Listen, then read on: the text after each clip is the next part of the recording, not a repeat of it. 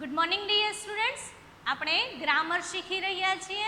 ગ્રામરનો આપણો next topic છે બીજું યુનિટ, જેનું નામ છે ધીસ અને ધોઝ. ધીઝ બોલાય છે અને ધોઝ બોલાય છે, બરાબર? ધીસ નહીં, ધીઝ અને ધોઝ. એ કોનું બહુવચન છે? તો કે એક વચનમાં આપણે વાપરીએ છીએ ધીસ, એટલે કે આ જ્યારે કોઈ વસ્તુ નજીક રહેલી હોય, કે આ ચોક છે, જો અમારી નજીક છે, હું એને અડી શકું છું એટલા અંતરે છે, ત્યારે આ માટે શું વપરાય? ધીસ. તો એનું બહુવચન ધીઝ બને છે, THESE. યાદ રાખજો, આ THIS ધીસ એટલે આ, અને THESE ધીઝ એટલે આ. જ્યારે મારી પાસે ઘણા બધા ચોક હોય ત્યારે હું શું કહીશ? ધીઝ. પણ એક જ ચોક હશે તો ધીસ. હવે કોઈ વસ્તુ દૂર રહેલી છે તો તેની માટે શું વપરાશે? ધેટ. કે પેલું ઝાડ છે, આપણે એને અડી શકતા નથી, દૂરથી બતાવીએ છીએ, પેલું ઝાડ છે. That is a tree. તો ધેટ પેલા માટે શું વપરાશે? એક વચન હશે તો ધેટ. પણ ઘણા બધા હશે તો ધોઝ. પેલા ઝાડવાઓ છે, પેલા વૃક્ષો છે, તો ધોઝ વપરાશે. THOSE. ધીસનું ધીસ, ધેટનું ધોઝ. આ બે સ્પેલિંગ તમારે યાદ રાખવાના છે, જે આપણા ટોપિકનું નામ છે ધીઝ અને ધોઝ. એક વચન એટલે કે એક જ વસ્તુ હોય ત્યારે ધીસ વપરાય. ઘણી બધી વસ્તુઓ નજીક રહેલી હોય ત્યારે ધીસ વપરાય. એક વચન દૂર કોઈ વસ્તુ એક જ હોય તો ધેટ વપરાય, અને દૂર ઘણી બધી વસ્તુઓ રહેલી હોય તો ધોઝ વપરાય. આ એક નિયમ આપણે યાદ રાખવાનો છે, ધીસનું ધીસ, ધેટનું ધોઝ.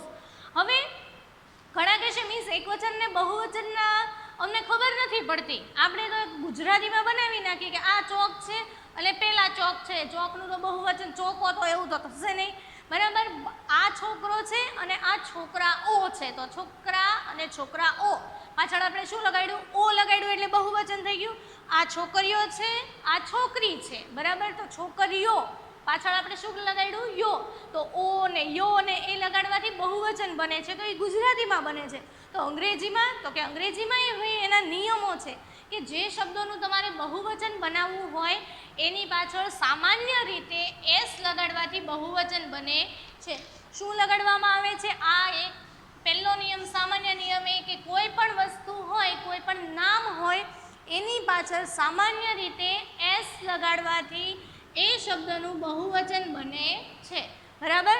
મેં અહીંયા ઉદાહરણ લખ્યું છે અ કાઇટ. જ્યારે એક જ વસ્તુ હોય ને ત્યારે આગળ આર્ટિકલ લાગે, અને આર્ટિકલ કહેવાય, બરાબર? અ કાઇટ. એના ઉચ્ચાર મુજબ એ અને એન આર્ટિકલ લાગશે તો અ કાઇટ, બરાબર? તો અહીંયા પાછળ મેં શું લગાડ્યું? એસ. કાઇટ્સ એટલે બહુવચન થઈ ગયું. આ એક જ પતંગ છે, આ ઘણા બધા પતંગો. પતંગ, પતંગો. પછી જો અહીંયા ઓરેન્જ, બરાબર?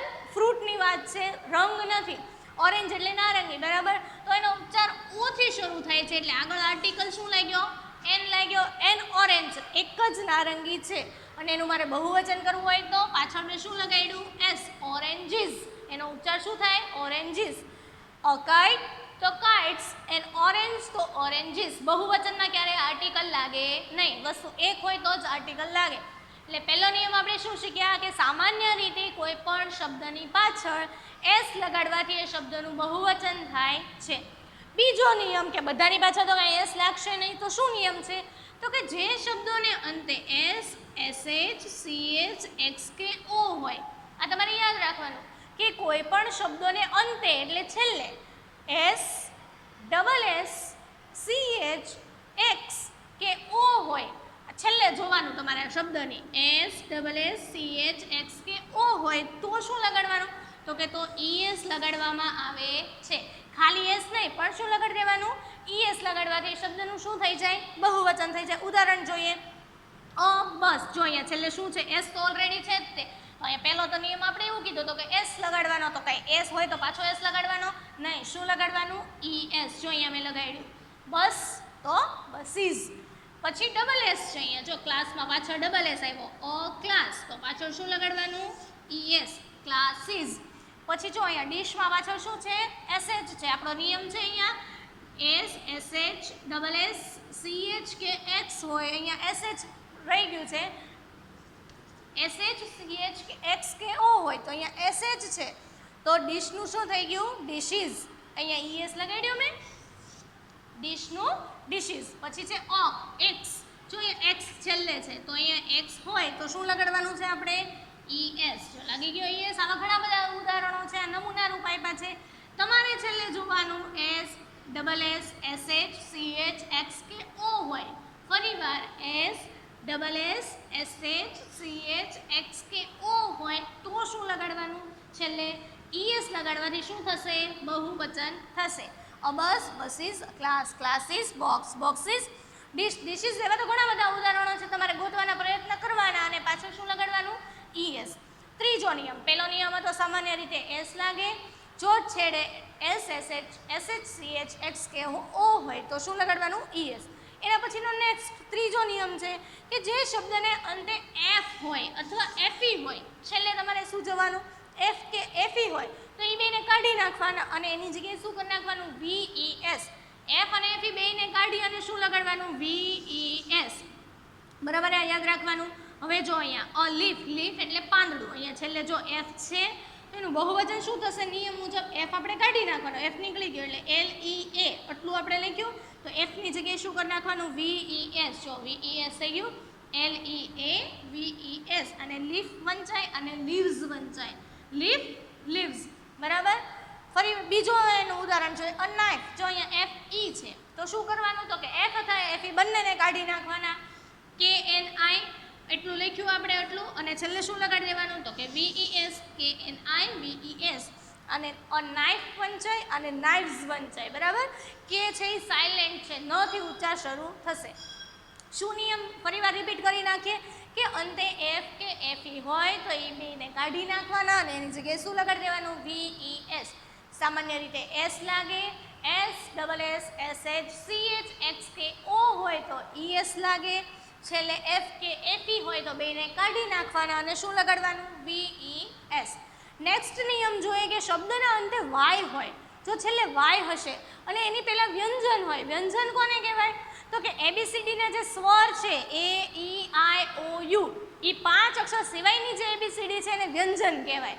તો હવે છેડે Y હશે અને એની આગળ વ્યંજન હોય તો શું કરવાનું તો કે Y ને કાઢી નાખવાનો અને IES લગાડવાનો છે. ઉદાહરણ જોઈએ આપણે કે અ સ્ટોરી, એક વાર્તા. જો અહીંયા છેડે Y છે તો Y ને શું કરી નાખવાનો કાઢી નાખવાનો. Y ની આગળ શું છે R છે, R શું છે વ્યંજન છે. બરાબર, તો શું કરવાનું તો કે STOR આટલું તો આપણે લખ્યું, પછી Y ને કાઢી નાખવાનો છે. Y ની જગ્યાએ શું લગાડવાનું છે આપણે IES. જો અહીંયા મેં IES લગાડી દીધું. અ સ્ટોરી, સ્ટોરીઝ. બીજું ઉદાહરણ જોઈએ તો સિટી, જો અહીંયા Y છે, Y ની આગળ શું છે T, તો T શું છે તો કે વ્યંજન છે, તો Y ને કાઢી નાખવાને અને Y ની જગ્યાએ IES, સિટી, સિટીઝ. બરાબર. શું નિયમ છે કે શબ્દના છેડે Y હોય અને Y ની આગળ વ્યંજન હોય, વ્યંજન એટલે AEIOU, 5 સ્વર સિવાયના જે ABCDના અક્ષરો છે એને વ્યંજન કહેવાય. તો Y કાઢી નાખવાનો અને IES લગાડવાનું. તો હવે Y ની આગળ આ 5 અક્ષરો હશે તો શું કરશું તો એનો નિયમ છે કે જો Y ની આગળ સ્વર એટલે કે AEIOU, 5 આપણા સ્વર છે AEIOU, જો એ હશે તો કાંઈ લપન છપ્પન કરવાનું નહીં, ખાલી S જ લગાડી દેવાનો, કાંઈ કાઢવાનું નહીં, કાંઈ નહીં, ખાલી S જ લગાડી દેવાનો. જો અ બોય, બોયની આગળ શું છે Y ની આગળ O શું છે તો કે સ્વર છે, કાંઈ નહીં S લગાડી દો બોયઝ.